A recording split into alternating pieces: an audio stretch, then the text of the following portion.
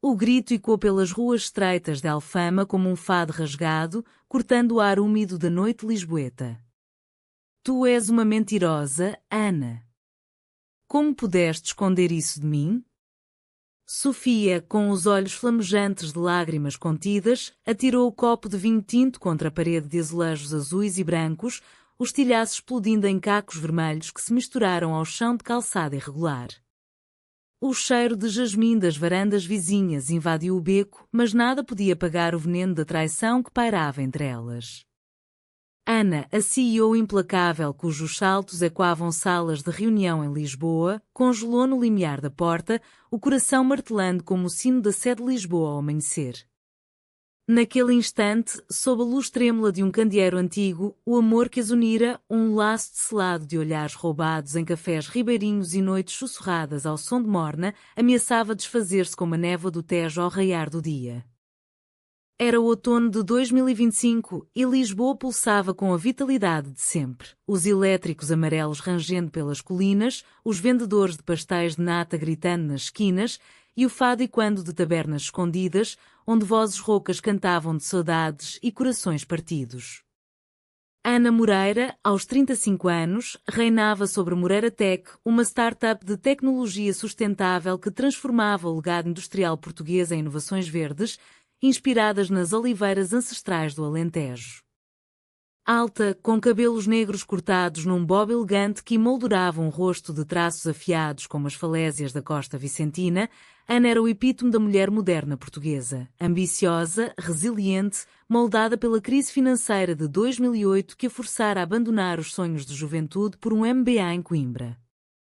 Mas por trás da fachada de reuniões com investidores europeus e discursos em conferências sobre o futuro da energia renovável, Ana carregava uma ferida aberta, um amor juvenil traído por uma ex que partira para o Brasil, deixando-a com ciúmes que, como o vinho do Douro, envelheciam mas nunca adoçavam.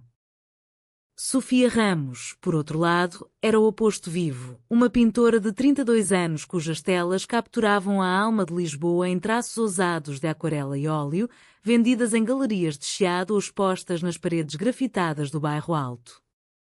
Nascida em Porto, mas adotada pela cidade das Sete Colinas após a morte precoce dos pais num acidente de elétrico, Sofia tinha cachos indomáveis cor de canela, olhos verdes como as vinhas do Dão, e uma risada que soava como o mar batendo nas praias de Cascais. Ela vivia num estúdio apertado no Largo do Carmo, rodeada de telas inacabadas e o aroma de café forte e tinta fresca, pintando murais que celebravam as mulheres portuguesas esquecidas, de rainhas medievais a operárias das fábricas de cortiça no Minho. Sofia era livre como o vento do Atlântico, mas solitária, marcada pela rejeição familiar quando, aos 18, confessara seu amor por uma colega de escola em Gaia. Elas se encontraram num café escondido na Rua da Barroca, durante o Festival de Fado de Alfama em setembro. Ana, exausta de uma semana negociando parcerias com empresas espanholas, entrara em busca de um expresso duplo para afogar o stress. Sofia, com manchas de tinta azul nos dedos, rabiscava num caderno enquanto esperava um amigo atrasado.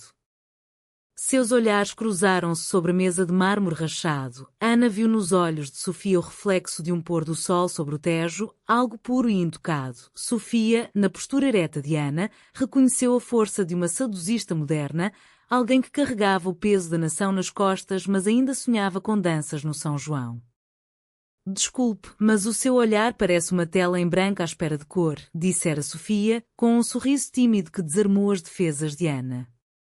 Horas depois, conversavam como velhas amigas, trocando histórias de infâncias marcadas pela ditadura invisível da sociedade portuguesa, Ana sobre as pressões de ser a filha perfeita num lar conservador de Évora, Sofia sobre as noites escondendo beijos roubados nas festas de São João. O que começou como um café virou jantares à luz de velas em tascas de moraria, onde o cheiro de bacalhau à brás se misturava ao perfume de laranjas das árvores de Alfama. Ana levava Sofia a jantares formais no Hotel Bairro Alto, onde executivos em ternos italianos discutiam criptomoedas, e Sofia, com seu vestido florido inspirado nos bordados da Madeira, sussurrava piadas sobre homens que pensam que o mundo é um algoritmo. Sofia pintava retratos de Ana à noite, capturando a vulnerabilidade por trás do olhar determinado, e Ana, pela primeira vez em anos, desligava o telefone durante fins de semana em Sintra, caminhando pelas florestas de neblina de pena, mão na mão, falando de tudo, da saudade de Amália Rodrigues que as unia, às esperanças de um Portugal mais inclusivo para casais como elas.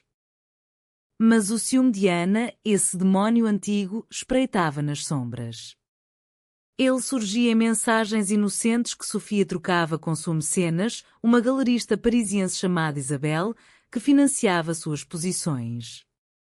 Quem é essa francesa que te escreve às 3 da manhã? Perguntava Ana, o tom afiado como uma navalha de barbearia lisboeta, enquanto elas jantavam sardinha assada no cais do Sodré. Sofia ria, dizendo é só negócios, amor, como os teus e-mails com o investidor de Londres, mas Ana via fantasmas, a ex que partira, as noites sozinha em apartamentos vazios de Belém, onde o som das gaivotas zombava de sua solidão. O ciúme crescia como era nas paredes de conventos abandonados, sufocando o romance. Ana começava a checar o telefone de Sofia durante as reuniões, justificando-se com essa preocupação com a tua segurança nestas ruas à noite. Sofia, ferida pela desconfiança, respondia com silêncios que doíam mais que palavras, pintando telas escuras de corvos sobre o Tejo. A tensão explodiu numa noite de novembro, durante a feira de São Martinho em Alfama. O ar estava carregado de castanhas assadas e vinho novo, e o bairro fervilhava de lanternas e risos. Ana e Sofia dançavam uma valsa improvisada ao som de concertina, mas quando Isabel apareceu inesperadamente para uma visita surpresa, beijando Sofia nas bochechas com efusividade gaulesa, o mundo de Ana desabou. Tu vens de Paris só para ela? O que eu sou, um passatempo entre fusos horários, sussurrou Ana mais tarde, no estúdio de Sofia, onde o cheiro de terbentina se misturava ao de chuva iminente. Sofia, exausta, rebateu, és paranoica, Ana. Isabel é como uma irmã mais velha, nada mais. Mas tu? Tu me sufocas com este ciúme que vem do teu passado, não de mim. As palavras feriram como o sal nas feridas de um pescador do Algarve, e Ana saiu batendo a porta, deixando Sofia sozinha com uma tela inacabada de duas figuras entrelaçadas, agora manchada de lágrimas. Dias passaram em silêncio radioativo. Ana mergulhou no trabalho, fechando um acordo milionário com a União Europeia para painéis solares inspirados nas velas de barcos de pesca da Nazaré, mas cada vitória soava vazia sem Sofia para compartilhar. Ela passeava pelo Jardim da Estrela à noite, sentando-se nos bancos de ferro forjado onde casais sussurravam promessas, questionando se seu amor valia o risco de outra perda. Sofia, por sua vez, expunha numa galeria em Chiado suas pinturas de amores partidos ganhando elogios da crítica por capturarem a melancolia portuguesa com frescura que era, mas internamente, ela ansiava pelo toque firme de Ana, pelo jeito como ela recitava poemas de Sofia de Mel Brainer sob as estrelas de Cascais. O ponto de virada veio numa confissão noturna sob lua cheia que banhava o castelo de São Jorge. Era dezembro, e Lisboa preparava-se para o Natal com luzes piscando nas ruas de Baixa e o aroma de rabanadas nas padarias. Ana, incapaz de suportar mais o vazio, dirigiu até Alfama às 2 da manhã, o coração acelerado como um touro na tourada de Barrancos, uma tradição que ela odiava, mas que agora metaforizava sua luta interna. Bateu à porta do estúdio de Sofia, encharcada pela garoa fina que os portugueses chamam de chuva de prateiro. Quando Sofia abriu, os olhos inchados de noites insones, Ana caiu de joelhos no limiar, as palavras jorrando como o Tejo em cheia. Perdão, Sofia. O meu ciúme não é por ti, mas por mim, pela rapariga que eu fui, deixada para trás no aeroporto de Lisboa por alguém que prometeu o mundo e levou só memórias. Tu és a minha luz, como o sol que nasce sobre a ponte 25 de Abril, mas eu tenho medo de que se apague. Eu amo-te, mais que o fado ama a saudade, mais que Portugal ama o mar. Casa comigo? Não agora, mas um dia, quando o meu coração aprender a confiar como as ondas confiam na areia. Sofia, com o peito apertado de emoção, puxou Ana para dentro, envolvendo-a num abraço que cheirava a tinta e esperança renovada. Elas choraram juntas naquela noite, não de dor, mas de alívio, trocando histórias profundas sob a luz de uma lâmpada de azulejo. Ana confessou as noites de pânico em hotéis de negócios em Madrid, imaginando Sofia com outra. Sofia admitiu o medo de ser a artista boémia que não merecia a rainha executiva. Ao amanhecer, enquanto o primeiro elétrico rangia lá embaixo, elas fizeram amor com toques suaves e beijos que curavam, sem pressa, como uma tarte de amêndoa derretendo na boca. Mas o destino, caprichoso como o clima do Estoril, reservava ainda uma traição. Isabel, invejosa do laço que via crescer, espalhou rumores numa rede social de artistas. A CEO portuguesa coleciona amantes como coleciona startups, passageiras e descartáveis. O boato se espalhou como fogo em eucaliptos secos, chegando aos ouvidos de Sofia através de uma amiga comum durante uma vernissage no Museu Nacional de Arte Contemporânea. Ferida pela dúvida plantada, Sofia confrontou a Ana num restaurante de marisco em Belém, onde o Jerónimos erguia-se como testemunha silenciosa. É verdade? Eu sou só mais uma conquista para o teu currículo de poder? Ana, chocada, negou veementemente, mas o dano estava feito. A semente da desconfiança, agora invertida, brotava em Sofia. O conflito escalou para um clímax dramático na véspera de Natal, durante a Midnight Mass na igreja de São Roque. Ana, vestida num casaco de lã vermelha como as romanzeiras do Douro, esperava Sofia no átrio, rodeada de fiéis acendendo velas para os entes queridos. Mas Sofia chegou não com um sorriso, mas com uma carta nas mãos, uma mensagem anônima de Isabel, revelando uma suposta aventura de Ana com uma colega de trabalho em Porto. Tu falaste de confiança, mas olha isto, gritou Sofia, a voz ecoando pelas abóbadas barrocas, virando cabeças e silenciando o cor distante de noite feliz. Ana leu as palavras falsas, o rosto empalidecendo como um mármore de Mafra, e soube na hora. Era a vingança de uma mulher rejeitada que via no amor delas um espelho de sua própria perda. A briga foi visceral, palavras voando como confetes numa festa de carnaval em Torres Vedras, acusações de mentiras, de egoísmo, de um amor que mais parecia uma prisão do que uma liberdade. Sofia fugiu para as ruas nevadas, raro em Lisboa, mas mágico naquele ano, correndo até ao mirador de Santa Catarina, onde se sentou num banco úmido, olhando o Tejo Negro sob as luzes de Natal. Ana seguiu, os saltos afundando na calçada escorregadia, e encontrou-a ali, tremendo não só de frio, mas de uma dor que rasgava a alma. Eu investiguei, Sofia. Isabel forjou tudo, ciúme dela, não meu. Mas talvez ela tenha razão, o meu passado nos envenena. Se quiseres ir, eu entendo. Portugal ensinou-me que o amor, como o vinho, às vezes precisa de tempo para amadurecer. Sofia, com lágrimas congelando nas pestanas, estendeu a mão. Não é sobre ela, Ana. É sobre nós, sobre aprender a perdoar sem esquecer. Eu te amo, mas o ciúme nos come vivos, como os lobos das serras da Serra da Estrela. Promete-me terapia, conversas honestas, noites sem segredos. E eu prometo pintar o nosso futuro, não o passado. Elas se reconciliaram ali, sob a estátua de Adão Astor, o gigante mítico que guardava os segredos do Cabo da Boa Esperança, simbolizando que todo amor português carrega uma dose de tempestade. O beijo que trocaram foi salgado de lágrimas e doce de promessas, ao som distante de petardos de ano novo misturados ao fado de uma taberna próxima. Os meses seguintes foram uma tapeçaria tecida com fios de paciência e vulnerabilidade, inspirada nas rendas de bilros de peniche que as avós portuguesas passavam de geração em geração. Ana e Sofia embarcaram numa jornada de cura, frequentando sessões de terapia num consultório discreto no Príncipe Real, onde uma psicóloga com sotaque madeirense as guiava através das camadas de trauma. O ciúme é como marfim das presas de elefante, belo, mas perigoso se não for domado, dizia ela, citando provérbios locais para ilustrar pontos emocionais. Ana aprendeu a nomear seus medos em vez de projetá-los, escrevendo cartas não enviadas à ex que partira, queimando-as numa fogueira simbólica na praia da Ursa durante um fim de semana isolado.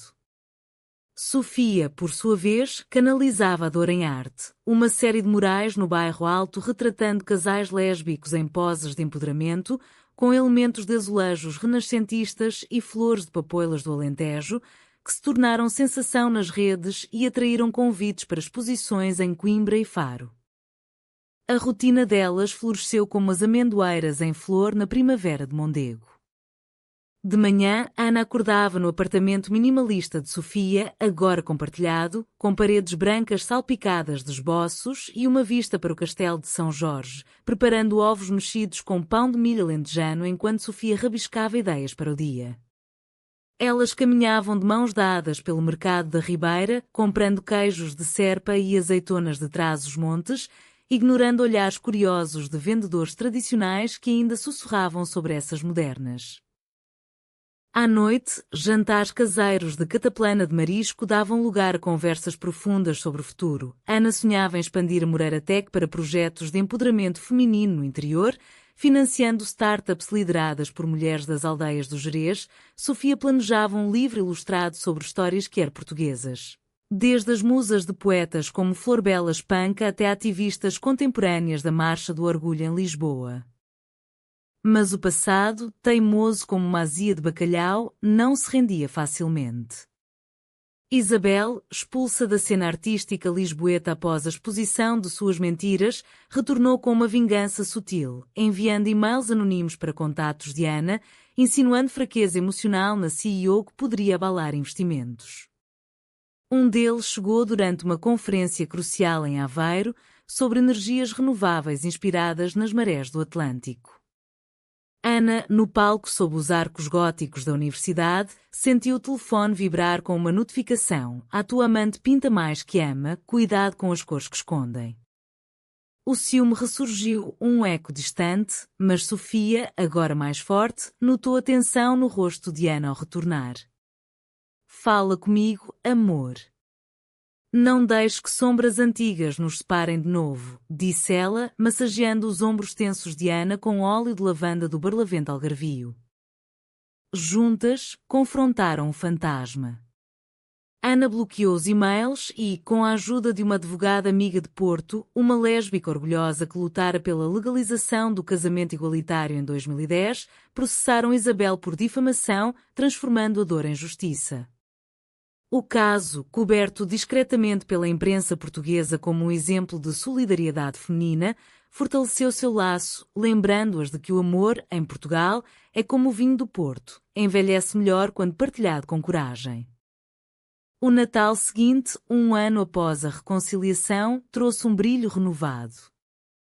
Elas passaram a véspera na casa de família de Ana em Évora, onde a mãe, uma viúva devota de Fátima que inicialmente franzira o sobrolho para o relacionamento, agora servia filhós e abraçava Sofia como uma filha.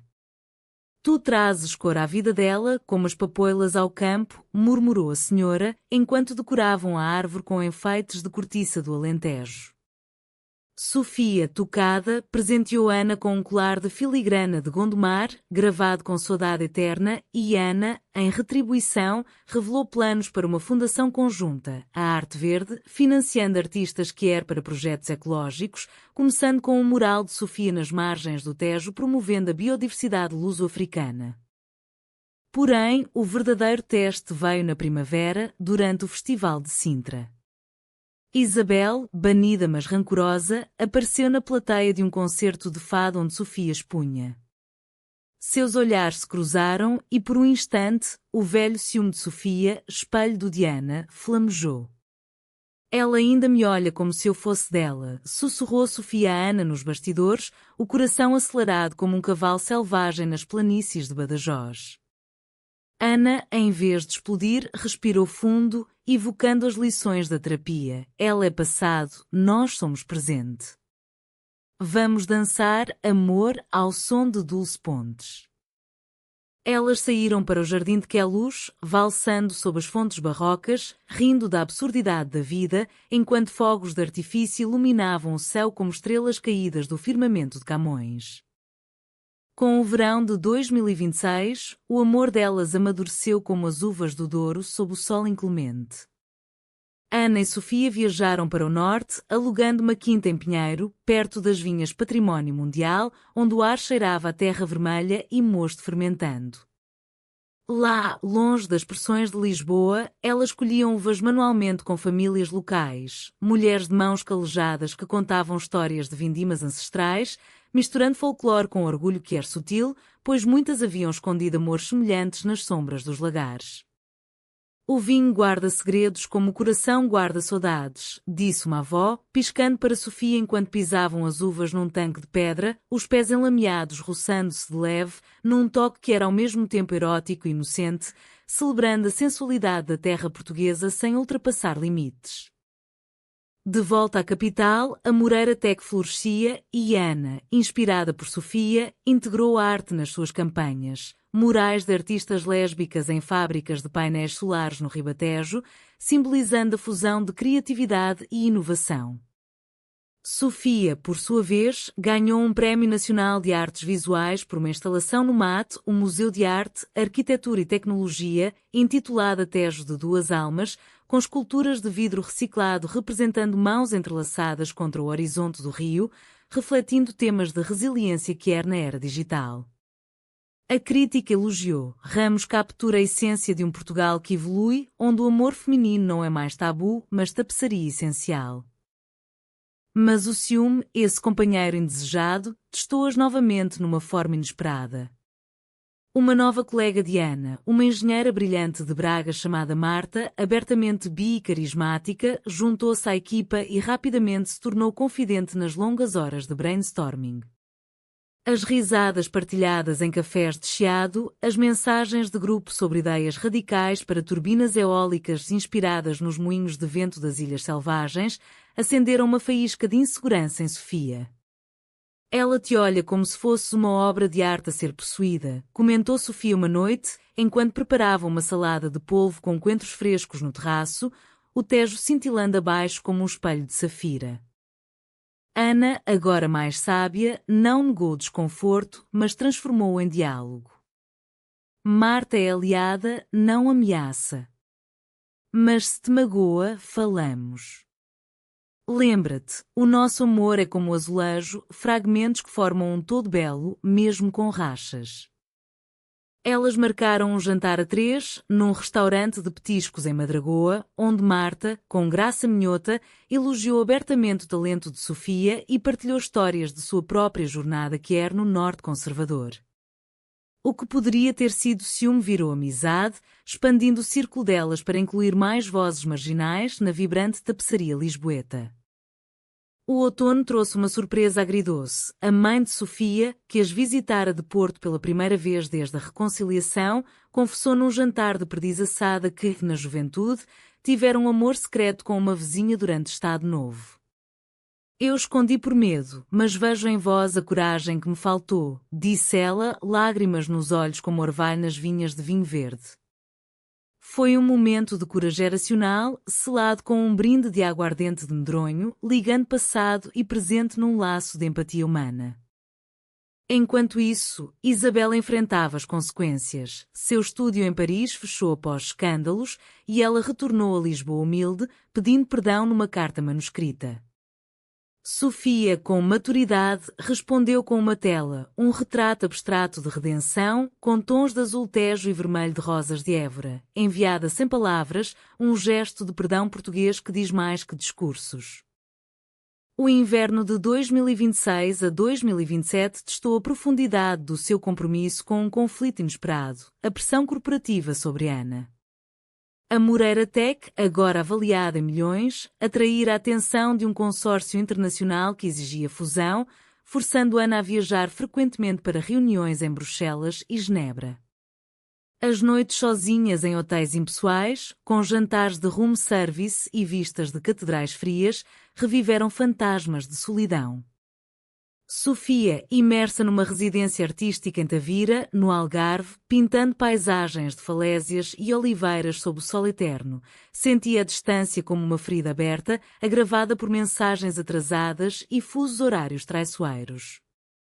O ciúme ressurgiu em Sofia, alimentado por uma foto inocente postada por Ana numa rede profissional. Ela rindo com executivos numa festa de gala em Paris, braça ao redor de uma consultora elegante. É só networking, mas por que postaste isso sem me avisar? Escreveu Sofia num e-mail carregado de emoção, as palavras fluindo como um fado de Maria João Pires. Ana, exausta de negociações acesas, respondeu impulsivamente. Talvez devesses confiar mais, em vez de pintar monstros onde há só sombras. O silêncio que se seguiu foi ensurdecedor, pontuado apenas pelo som das ondas em Manta Rota para Sofia e o tráfego de bondes em Alfama para Ana, que voltara cedo. A reconciliação veio numa viagem impulsiva. Ana voou para o sul, alugando um carro para serpentearem as estradas sinuosas da Serra de Monchique, parando em miradores para conversas brutas. Eu sinto falta do teu cheiro de tinta, do teu riso que enche o quarto como sol, confessou Ana, encostada a um sobreiro centenário, o ar perfumado de eucalipto. Sofia, com os pés descalços na terra vermelha, admitiu, e eu sinto falta da tua força, mas o medo de te perder para o mundo corporativo me paralisa, como o medo de Salazar paralisava as nossas avós.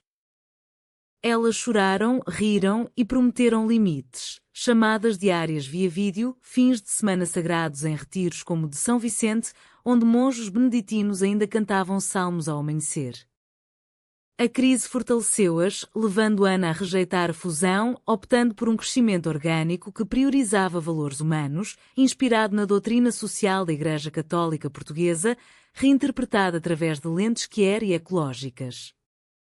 Sofia, motivada, expandiu sua residência para um workshop coletivo, convidando artistas trans e bi do Sul para co-criar murais sobre identidade e mar, celebrando a diversidade como as festas de Nossa Senhora da Saúde em Lolé. A primavera trouxe alegria pura, o casamento de amigas em Cascais, numa cerimónia ao ar livre com vista para o Atlântico, onde votos trocados sob um arco de flores de laranjeira inspiraram Ana e Sofia a sonhar com o seu próprio. Não agora, mas quando estivermos prontas, num jardim de Sintra, com fado e vinho espumante de bairrada, murmurou Ana, enquanto dançavam descalças na areia, o mar sussurrando aprovações eternas. O verão de 2027 foi um hino à maturidade do amor delas, entrelaçado com o tecido cultural de Portugal. Elas participaram do Festival do Mar em Setúbal, onde pescadores contavam lendas de sereias lésbicas nas docas, e Sofia pintou um afresco temporário de ninfas abraçadas nas ondas, simbolizando fluidez de género e desejo. Ana, orgulhosa, doou fundos para um programa de arte queer nas escolas do Sado, combatendo o bullying com criatividade, um eco da sua própria juventude em Évora, onde sussurros da normal a perseguiam nos pátios conventuais. Mas o clímax de conflito veio disfarçado de oportunidade, um convite para Sofia expor em Nova York, financiado por uma galeria prestigiada. É o sonho, amor, o moema a chamando uma portuguesa quer, exclamou ela, olhos brilhando como estrelas sobre a Serra da Arrábida. Ana, no entanto, sentiu o pânico subir como baile, memórias da ex partindo para o Brasil, deixando-a com um bilhete e um vazio. E se o sucesso te levar para longe, como o vento leva as folhas de sobreiro? Perguntou ela numa noite chuvosa no Terreiro do Paço, os arcos manuelinos testemunhando sua vulnerabilidade. O ciúme, agora partilhado, levou a uma discussão feroz no estúdio, Sofia acusando Ana de egoísmo corporativo, Ana retrucando com medos de abandono artístico. Pratos de porcelana de vista alegre voaram, mas em vez de separação, veio uma confissão noturna profunda. Sentadas no chão entre cacos, bebendo Jaimlet com gin de laranja de Sintra, elas desenterraram raízes. Ana falou da ausência paterna, um marinheiro perdido no Índico, Sofia, da adoção que a fez duvidar de raízes. Somos como o Tejo, nascidas separadas, mas destinadas a confluir, concluiu Sofia, traçando o rosto de Ana com um dedo manchado de carvão. Decidiram juntas, Sofia iria, mas por 3 meses, com Ana visitando mensalmente. Ana, em troca, comprometeu-se a um sabatical parcial, focando em mentoria para mulheres empresárias em Lisboa. A partida de Sofia no aeroporto de Portela foi agridoce, com um beijo que selava promessas, ao som de um anúncio de voo para Faro misturado a fado de aeroporto. No ZEUA, Sofia brilhou. Sua exposição Saudade Atlântica misturava azulejos digitais com pinturas de casais queer navegando oceanos, ganhando críticas do New York Times como uma ponte poética entre o velho e o novo mundo. Mas a solidão bateu forte nas noites de Manhattan, onde arranha-céus frios contrastavam com a calidez da Alfama. Chamadas com Ana cozinhando feijoada no terraço, descrevendo o aroma de coentros frescos, eram âncoras, mas o ciúme invertido surgiu quando Sofia mencionou uma curadora admiradora.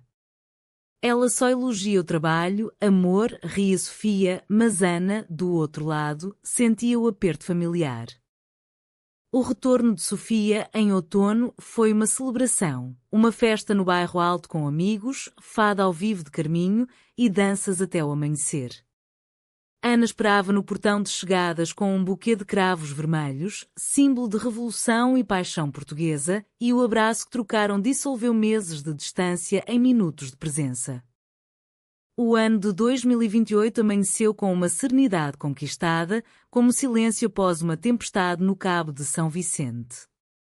Ana e Sofia, agora noivos num compromisso discreto mas profundo, trocaram anéis de ouro de filigrana num ritual privado em Óbidos, a vila literária, com suas muralhas medievais e livrarias escondidas em conventos, perfeita para um amor que se contava em histórias. Tu és a minha página em branco e a minha obra-prima, jurou Ana, sob um arco de glicínias, enquanto Sofia respondia, e tu és a minha musa e a minha tela eterna. A vida delas entrelaçava-se em ritmos harmoniosos. Ana liderava a Moreira Tech para parcerias com cooperativas de mulheres no Douro, produzindo energia solar para vinhas sustentáveis. Sofia abria um ateliê comunitário no Cais do Sodré, ensinando arte que era jovens de bairros periféricos como Chelas, inspirando uma nova geração a pintar suas verdades sem medo. Juntas, elas voluntariavam na Ilga Portugal, marchando no Pride de Lisboa com cartazes de azulejos pintados à mão, celebrando avanços como a Lei de Identidade de Género de 2018, mas lutando por mais visibilidade rural. O último sussurro de conflito veio de forma humanamente inevitável, a gravidez surpresa de uma amiga próxima, que reacendeu em Sofia um desejo latente por maternidade, adotar, talvez, uma criança do sistema como ela própria fora. Imaginamos uma família com risos de criança e quando no nosso estúdio, perguntou ela numa noite de estrelas em Monsanto, o planalto alentejano estendendo-se como um mar de sobreiros. Ana, que sempre vira o futuro em gráficos de crescimento, hesitou. Eu amo-te, mas o medo de falhar como mãe, de repetir ausências. É como enfrentar o vazio do Índico sem bússola. A conversa estendeu-se por dias, caminhadas no Jerez onde cascatas murmuravam conselhos e consultas com terapeutas especializados em famílias não tradicionais. Ana confrontou seu ciúme final, não de rivais, mas de si mesma, do medo de não ser suficiente para uma família. Vamos devagar, como o vinho que fermenta no lagar. Se for para nós, o destino, como o fado, nos guiará. O desfecho veio num entardecer de verão no Tejo, num piquenique de queijos e memórias. Uma carta chegou, aprovação inicial para a adoção de uma menina de 5 anos de Beja, órfã de um incêndio florestal. Lágrimas de alegria misturaram-se ao vinho e elas abraçaram-se, sabendo que o amor, forjado em ciúmes incontroláveis, confissões noturnas e esperanças teimosas, era agora uma tapeçaria completa, humana, imperfeita, eternamente portuguesa. Anos depois, com a pequena Maria correndo pelo estúdio, pintando com dedos pegajosos de tinta, Ana e Sofia olhavam para o Tejo e sorriam. O ciúme fora domado, as confissões honradas e a esperança, com a CEO apaixonada pela artista e pela vida, florescer em legado. Em Portugal, onde o mar encontra a terra e o passado sussurra ao futuro, o seu amor era prova de que, mesmo nas noites mais escuras de Alfama, o amanhecer sempre traz luz.